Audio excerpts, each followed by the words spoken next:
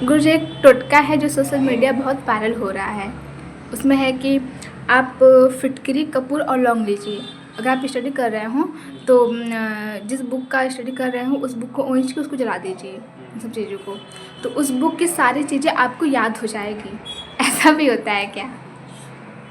ये जो तुमने क्वेश्चन हमसे किया है, ये अब अज्ञानता की हद है, ठीक है ना। लौंग, फिटकरी, जो भी चीज़ें लोग कह रहे हैं कि उसको वैसे दो और सब याद हो जाएगा।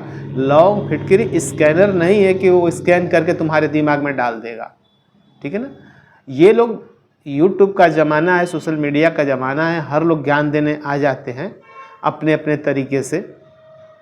लेकिन ये अज्ञानता के गुलामी में जकड़ा जा रहा है भोले भाले बच्चों को, कि कोई भी अगर IAS, IPS या कोई भी कंपटीशन क्वालिफाई किया हुआ लड़का जो है, आकर के इंटरव्यू में कोई बताता है कि हम इस प्रोसेस से हमने क्वालिफाई किया है, वो यही कहेगा कि हमने इतने घंटे मेहनत किया, इतने घंटा पढ़ा, इन राइटरों के इन बुकों को मैंने पढ़ा है। तो हर लड़का आकर यही बताता है कि मेहनत ही जो है कि वही असली चीज़ है, आप पढ़ो और आप पढ़ाई करो और कंपटीशन दो, आप पास होगे। कहीं ये नहीं होता है कि नहीं हमने फिटकरी जला करके और लौंग जला करके पास किया है। पहली बात तो ये हो गई। दूसरी बात, अगर हम वेद शास्त्र पर आते हैं तो वेद शास्त्र में लवंग, फिटकरी और तेल और जो भी चीज़ें की बात की जाती है, ये सब एक माध्यम है। जैसे हमको डॉक्टर एक दवा देता है जिसको हम मेडिकल में कैप्सूल कहते हैं। कैप्सूल के अंदर जो पाउडर होता है, दवा वो होती है।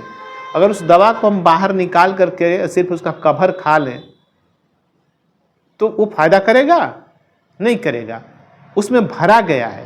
उसी तरह से अगर हम लौंग और ये फिटकरी, दीपक, ज्योति, ये सब जलाने की जो बातें होती है, जब तक उसमें हम भरेंगे नहीं, अभिमंत्रित उसको नहीं करेंगे, वो कुछ भी रिस्पांस नहीं देना है। चाहे तुम कई कुंटल तेल जला डालो, कई कुंटल फिटकरी कर डालो है, तो उससे कुछ होना नहीं है। उस कैप्सूल के अंदर वो दवा है जो कि तुम घोट लेते हो, तुमको फायदा देता है। अगर उस पाउडर को उसमें से निकाल करके फिर कैप्सूल को पैक करके और हम घोट लेंगे, उसका कोई मतलब है? कुछ भी नहीं।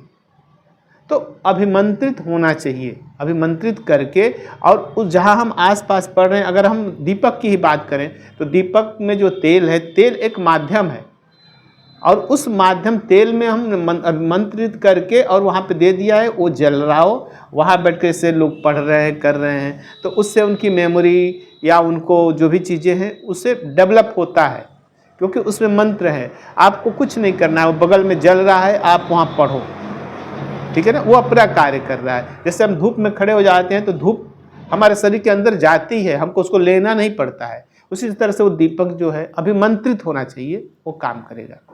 और जब अभिमंत्रित की बात कर रहे हैं तो अभिमंत्रित का मतलब हम बताना चाहेंगे लोगों को कि उसी तरह से कि जैसे हमको अपना कोई काम कराना है किसी अधिकारी से, तो क्या कहेगा कि एक एप्लीकेशन हमारे यहाँ डाल दो। तो एप्लीकेशन में हम क्या लिखेंगे? अपना नाम लिखेंगे और काम लिखेंगे कि मैं फला हूँ और मेरा ये काम कराना है। अगर उसको हम सादा पन्ना दे करके खाली पन्ना चले आते हैं तो कोई काम होगा? उसको पता भी नहीं चलेगा कि कौन किसका पन्ना है और क्या काम है। तो वही चीज़ अभिमंत्रित की बात होती है। आपके नाम और काम के द्वारा उसको अभिमंत्रित किया जाता है, संकल्पित किया जाता है, ताकि वो आपके लिए काम करे।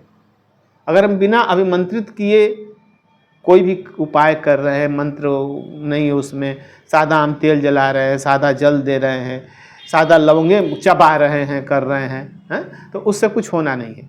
वो उसी तरीके से है कि बिना हम एप्लीकेशन में कुछ लिखे और अधिकारी को कागज़ पकड़ा के चले आए, बिना एड्रेस लिखे हुए हम चिट्ठी छोड़ आए, उसको पता नहीं है कहाँ जाना है। मोबाइल हमारे हाथ में है, सब कुछ ठीक है, लेकिन हम सिर्फ उठाकर बात करने लगेंगे कि हम फलाना से बात करना, हम करने लगेंगे। कब मिलेगा? जब हम उसमें नंबर मिलाएंगे, डायल करेंगे, तब मिलेगा कि हाँ इनसे बात हो रही है। तो उसी तरीके से अभिमंत्रित है। अभी उसको तेल को अभिमंत्रित कराओ और उसके बाद उसका उपयोग करो, तो वो तुम्हारे जीवन में सफलता प्रदान कर सकता है।